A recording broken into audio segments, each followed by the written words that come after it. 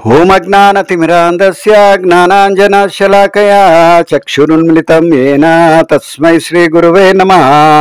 ನಮಃ ಓಂ ವಿಷ್ಣುಪಾದಾಯ ಕೃಷ್ಣಪ್ರೇಷ್ಠಾಯ ಭೂತಲೇ ಶ್ರೀಮತೆ ಭಕ್ತಿ ವೇದಾಂತ ಸ್ವಾಮಿನಿತಿ ನಾಮಿನೇ.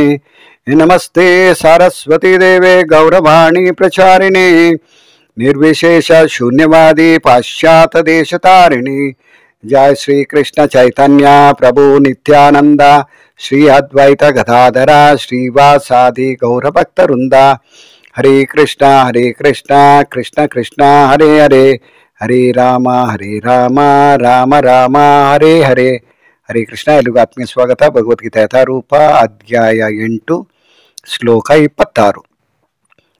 ಶುಕ್ಲಕೃಷ್ಣೇ ಗತೀಯೇತೆ ಜಗತಾ ಶಾಶ್ವತೆ ಮತೆ ಏಕಯಾ ಯಾತಿ ಅನಾವೃತ್ತಿಂ ಅನ್ಯಯ ಆವರ್ತತೆ ಪುನಃ. ಅನುವಾದ. ವೈದಿಕ ಅಭಿಪ್ರಾಯದಂತೆ ಈ ಜಗತ್ತನ್ನು ಬಿಡಲು 2 ರೀತಿಗಳಿವೆ. ಒಂದು ಬೆಳಕಿನಲ್ಲಿ, ಎರಡನೆಯದು ಕತ್ತಲಿನಲ್ಲಿ. ಬೆಳಕಿನಲ್ಲಿ ನಿರ್ಗಮಿಸಿದವನು ಹಿಂದಕ್ಕೆ ಬರುವುದಿಲ್ಲ, ಆದರೆ ಕತ್ತಲೆಯಲ್ಲಿ ನಿರ್ಗಮಿಸಿದವನು ಹಿಂದಕ್ಕೆ ಬರುತ್ತಾನೆ. ಭಾವಾರ್ಥ. ಆಚಾರ್ಯ ಬಲದೇವ ವಿದ್ಯಾಭೂಷಣರು ಚಾಂದ್ಯೋಗ್ಯ ಉಪನಿಷತ್ತಿನಿಂದ ನಿರ್ಗಮನ ಮತ್ತು ಪುನರಾಗಮನಗಳ ಇದೇ ವರ್ಣನೆಯನ್ನು ಉದ್ಧರಿಸುತ್ತಾರೆ. ನೆನಪಿಗೆ ನಿಲುಕದ ಕಾಲದಿಂದ ಕಾಮ್ಯಕರ್ಮಿಗಳು ಮತ್ತು ತತ್ವಶಾಸ್ತ್ರದ ಊಹಾತ್ಮಕ ಚಿಂತನೆಗಳಲ್ಲಿ ತೊಡಗುವವರು ನಿರಂತರವಾಗಿ ಹೋಗುತ್ತಲಿದ್ದಾರೆ ಮತ್ತು ಬರುತ್ತಲಿದ್ದಾರೆ. ವಾಸ್ತವವಾಗಿ ಅವರಿಗೆ ಮೋಕ್ಷವು ದೊರಕುವುದಿಲ್ಲ, ಏಕೆಂದರೆ ಅವರು ಕೃಷ್ಣನಿಗೆ ಶರಣಾಗಿರುವುದಿಲ್ಲ. ಹರೇ ಕೃಷ್ಣ. ಇಲ್ಲಿಗೆ ಭಾವಾರ್ಥ ಮುಗಿಯುತ್ತೆ. ಬಹಳ ಮುಖ್ಯವಾಗಿ ಈ ಶ್ಲೋಕದಲ್ಲಿ ನಿರಂತರವಾಗಿ ಹೋಗುತ್ತಾ ಇದ್ದಾರೆ, ನಂತರ ಬರ್ತಾ ಇದ್ದಾರೆ. ಎಲ್ಲಿಗೆ ಹೋಗ್ತಾ ಇದ್ದಾರೆ, ಯಾತಕ್ಕೆ ಹೋಗ್ತಾ ಇದ್ದಾರೆ, ಮತ್ತು ಯಾತಕ್ಕೆ ವಾಪಸ್ ಬರ್ತಾ ಇದ್ದಾರೆ ಅಂತ ನಾವು ನೋಡೋದಾದರೆ, ಅದರಲ್ಲೂ ಮುಖ್ಯವಾಗಿ ಬೆಳಕಿನಲ್ಲಿ ಮತ್ತು ಕತ್ತಲಿನಲ್ಲಿ. ಬೆಳಕಿನಲ್ಲಿ ನಿರ್ಗಮಿಸಿದವನು ಹಿಂದಕ್ಕೆ ಬರುವುದಿಲ್ಲ, ಆದರೆ ಎಲ್ಲಿ ಹೋಗ್ತಾನೆ ಆತ?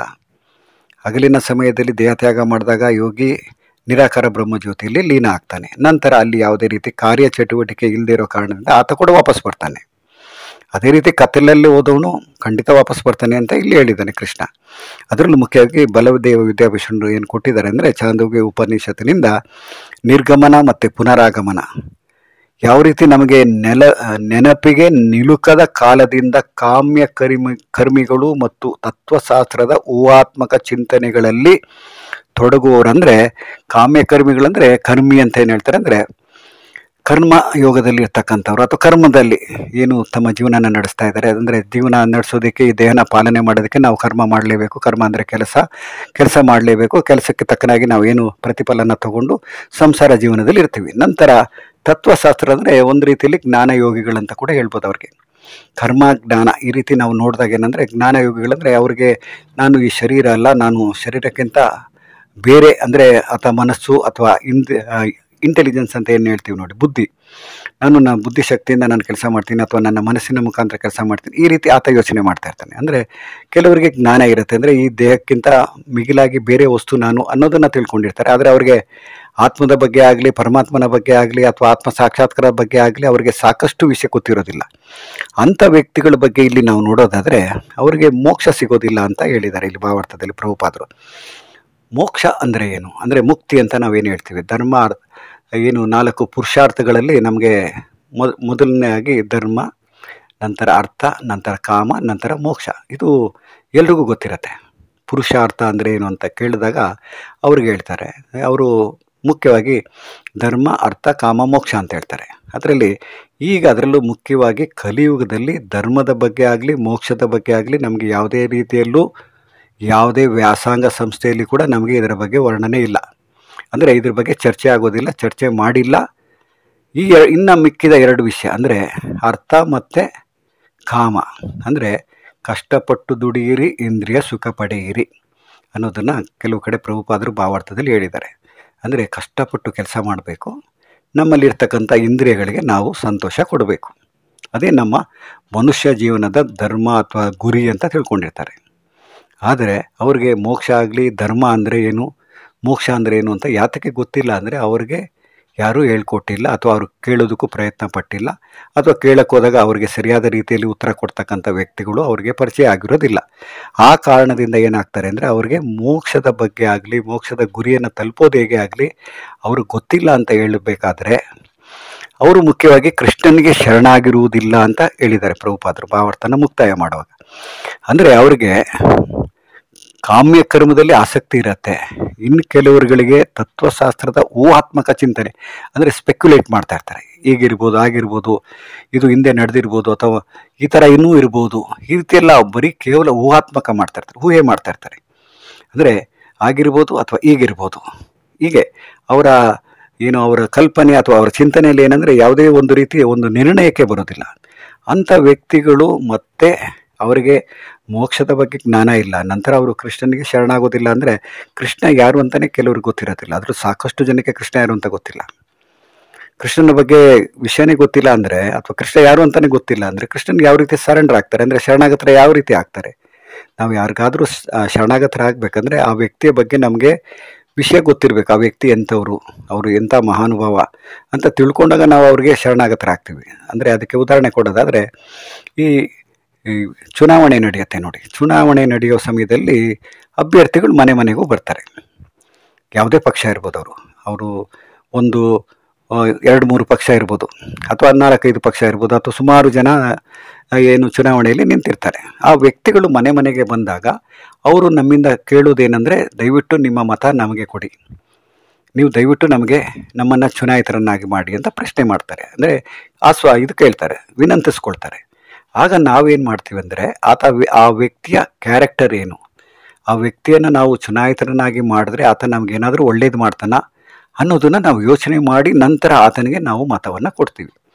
ಅದೇ ರೀತಿ ನಾವು ಯಾರಿಗಾದರೂ ಶರಣಾಗತರಾಗಬೇಕಾದ್ರೆ ಆ ವ್ಯಕ್ತಿಯ ಬಗ್ಗೆ ನಮಗೆ ವಿಷಯ ಗೊತ್ತಿರಬೇಕು. ಆ ವ್ಯಕ್ತಿ ಎಂಥವರು, ಆ ವ್ಯಕ್ತಿಗೆ ನಾವು ಶರಣಾಗತರಾದರೆ ನಮಗೆ ಖಂಡಿತವಾಗ್ಲೂ ಅವರಿಂದ ನಮಗೆ ಒಳ್ಳೆಯದಾಗತ್ತಾ ಅಂತ ಜನಸಾಮಾನ್ಯರು ಪ್ರಶ್ನೆ ಮಾಡ್ಕೊಳ್ತಾರೆ. ಅದೇ ರೀತಿ ನಾವು ಕೃಷ್ಣನಿಗೆ ಶರಣಾಗತರಾಗಬೇಕಾದ್ರೆ ಕೃಷ್ಣ ಯಾರು, ಕೃಷ್ಣನಿಗೆ ಶರಣಾಗತರಾಗೋದ್ರಿಂದ ಏನು ಪ್ರಯೋಜನ ಅನ್ನೋದನ್ನು ನಾವು ತಿಳಿಸ್ಕೊಡ್ಬೇಕು. ಅದರಲ್ಲೂ ಮುಖ್ಯವಾಗಿ ಭಗವದ್ಗೀತೆಯಲ್ಲಿ 18ನೇ ಅಧ್ಯಾಯದಲ್ಲಿ ಭಗವಂತ ಹೇಳ್ತಾನೆ, ದಯವಿಟ್ಟು ಎಲ್ಲ ಧರ್ಮಗಳನ್ನು ನೀವು ಹಿಂದೂ ಧರ್ಮ ಪಾಲನೆ ಮಾಡ್ತಾ ಇದ್ದೀರಾ, ಅಥವಾ ಬ್ರಾಹ್ಮಣ ಧರ್ಮ ಪಾಲನೆ ಮಾಡ್ತಾ ಇದ್ದೀರಾ, ಅಥವಾ ಶೂದ್ರ ಧರ್ಮ ಪಾಲನೆ ಮಾಡ್ತಾ ಇದ್ದೀರಾ, ಏನೇ ಇದ್ರೂ ಕೂಡ ಪ್ರತಿಯೊಂದನ್ನು ದಯವಿಟ್ಟು ಬಿಟ್ಬಿಟ್ಟು ನನಗೆ ಶರಣಾಗತರಾಗಿ ಅಂತ ಕೇಳ್ಕೊಳ್ತಾನೆ ಭಗವಂತ. ಅದು ಭಗವದ್ಗೀತೆಯ ಕನ್ಕ್ಲೂಷನ್ ಅಂತ ಹೇಳ್ತೀವಿ ನಾವು. ಆ ರೀತಿ ನಾವು ಹೇಳುವಾಗ ಕೃಷ್ಣನ ಬಗ್ಗೆ ನಾವು ಸಾಕಷ್ಟು ವರ್ಣನೆ ಮಾಡಬೇಕು. ಕೃಷ್ಣ ಅಂದರೆ ಯಾರು? ಕೃಷ್ಣ ದೇವೋತ್ತಮ ಪರಮ ಪುರುಷ. ನಾವೆಲ್ಲ ಯಾರು? ನಾವೆಲ್ಲ ಭಗವಂತನ ವಿಭಿನ್ನ ಅಂಶ. ನಮ್ಮ ಕೆಲಸ ಏನು? ನಾವು ಭಗವಂತನಿಗೆ ಸೇವೆ ಮಾಡೋದಷ್ಟೇ ನಮ್ಮ ಕೆಲಸ. ಆ ರೀತಿ ಭಗವಂತನಿಗೆ ಸೇವೆ ಮಾಡೋದ್ರಿಂದ ಏನು ಪ್ರತಿಫಲ ಸಿಗುತ್ತೆ? ನಮಗೆ ಸಂತೋಷ ಸಿಗುತ್ತೆ. ಅದು ಯಾವ ರೀತಿ ಸಂತೋಷ? ಅದಕ್ಕೆ ಮುಕ್ತಾಯನೇ ಇಲ್ಲ ಸಂತೋಷಕ್ಕೆ. ಅಂಥ ಸಂತೋಷ ಸಿಗತ್ತೆ ಅಂತ ನಮಗೆ ಯಾರಾದರೂ ಸ್ಪಷ್ಟವಾಗಿ ಅರ್ಥ ಆಗೋ ರೀತಿಯಲ್ಲಿ ನಮಗೆ ಹೇಳಿದಾಗ ಏನಾಗುತ್ತೆ ಅಂದರೆ, ನಮಗೆ ಕೃಷ್ಣನಿಗೆ ಶರಣಾಗೋದಕ್ಕೆ ಯೋಚನೆ ಮಾಡೋದಕ್ಕೆ ಒಂದು ಅವಕಾಶ ಸಿಗತ್ತೆ. ಆ ಕಾರಣಕ್ಕೆ ನಾವು ಭಗವದ್ಗೀತೆಯನ್ನು ನಾವು ಪಠನ ಮಾಡ್ತಾ ಇದ್ದಾಗ, ಭಗವದ್ಗೀತೆಯ ಸತ್ಸಂಗದಲ್ಲಿ ನಾವು ಭಾಗವಹಿಸ್ತಾ ಇದ್ದಾಗ ನಮಗೆ ಕೃಷ್ಣನ ಬಗ್ಗೆ ವಿವರಣೆ ಸಿಗ್ತಾ ಹೋಗುತ್ತೆ. ಕೃಷ್ಣ ಅಂದರೆ ಯಾರು, ಕೃಷ್ಣ ಯಾವ ರೀತಿ ದೇವೋತ್ತಮ ಪರಮ ಪುರುಷ, ಕೃಷ್ಣನ ಶಕ್ತಿಗಳು ಏನು, ಕೃಷ್ಣನ ಅಚಿಂತ್ಯ ಶಕ್ತಿಗಳು ಯಾವ ರೀತಿ ಕೆಲಸ ಮಾಡ್ತಾ ಇದೆ, ಇದನ್ನೆಲ್ಲ ನಾವು ಅರ್ಥ ಮಾಡಿಕೊಂಡಾಗ ಕೃಷ್ಣನ ಬಗ್ಗೆ ಒಲವು ನಮಗೆ ಬರುತ್ತೆ. ಆಗ ನಾವು ಕೃಷ್ಣನನ್ನು ಆರಾಧನೆ ಮಾಡೋದಕ್ಕೆ ಶುರು ಮಾಡ್ತೀವಿ. ನಂತರ ಯಾವಾಗಲೂ ಕೃಷ್ಣನ ಜೊತೆಲಿರಬೇಕು ಅಂತ ಇಷ್ಟಪಟ್ಟಾಗ, ಅಥವಾ ಕೃಷ್ಣನನ್ನು ಸೇವೆ ಮಾಡ್ತಾ ತಲ್ಲೀನರಾದಾಗ, ಈ ದೇಹನ ನಾವು ಹಗಲೊತ್ತು ತ್ಯಾಗ ಮಾಡಲಿ, ರಾತ್ರಿ ಹೊತ್ತು ತ್ಯಾಗ ಮಾಡಲಿ, ಯಾವಾಗಲೂ ನಮ್ಮ ಮನಸ್ಸಿನಲ್ಲಿ ಕೃಷ್ಣನ ಸ್ಮರಣೆ ಸದಾ ನಾವು ಚಿಂತನೆ ಮಾಡ್ತಾ ಇದ್ದಾಗ ಏನಾಗುತ್ತೆ, ನನ್ನ ಭಾವ, ಅದರಲ್ಲೂ ಭಗವದ್ಗೀತೆಯಲ್ಲಿ ಕೃಷ್ಣ ಹೇಳಿರೋ ರೀತಿಯಲ್ಲೇ ಈ ದೇಹನ ತ್ಯಾಗ ಮಾಡುವಾಗ ನನ್ನ ಭಾವ ಯಾವ ರೀತಿ ಇರುತ್ತೆ, ನಾನು ಏನನ್ನು ಸ್ಮರಣೆ ಮಾಡ್ತಾ ಇರ್ತೀನಿ, ಅದರ ಪ್ರಕಾರವಾಗಿ ನನಗೆ ಇನ್ನೊಂದು ಶರೀರ ಸಿಗತ್ತೆ ಅಂತ ಹೇಳಿದ್ಮೇಲೆ ಅದನ್ನು ನಾವು ಯೋಚನೆ ಮಾಡ್ತಾ, ಅಂದರೆ ಆ ರೀತಿ ಭಗವಂತನನ್ನು ಯೋಚನೆ ಮಾಡ್ತಾ ಭಗವಂತನಿಗೆ ಶರಣಾಗತರಾದಾಗ ಮಾತ್ರ ನಾವು ಈ ಲೋಕನ ತ್ಯಾಗ ಮಾಡಿ ಭಗವಂತನ ಲೋಕಕ್ಕೆ ಶಾಶ್ವತ ಸುಖ ಸಂತೋಷನ ಪಡೆಯೋದಕ್ಕೆ, ನಂತರ ಆಧ್ಯಾತ್ಮಿಕ ಅಂದರೆ ಯಾವುದೇ ರೀತಿ ಬದಲಾವಣೆ ಆಗದೇ ಇರತಕ್ಕಂಥ ಶರೀರನ ಪಡ್ಕೊಂಡು ಭಗವಂತನನ್ನು ಸೇವೆ ಮಾಡೋದಕ್ಕೆ ಅನುಕೂಲ ಆಗತ್ತೆ ಅನ್ನೋದನ್ನು ಹೇಳ್ತಾ ಈ ಶ್ಲೋಕನ ಇಲ್ಲಿಗೆ ನಾನು ಮುಕ್ತಾಯ ಮಾಡ್ತೀನಿ. ಹರೇ ಕೃಷ್ಣ.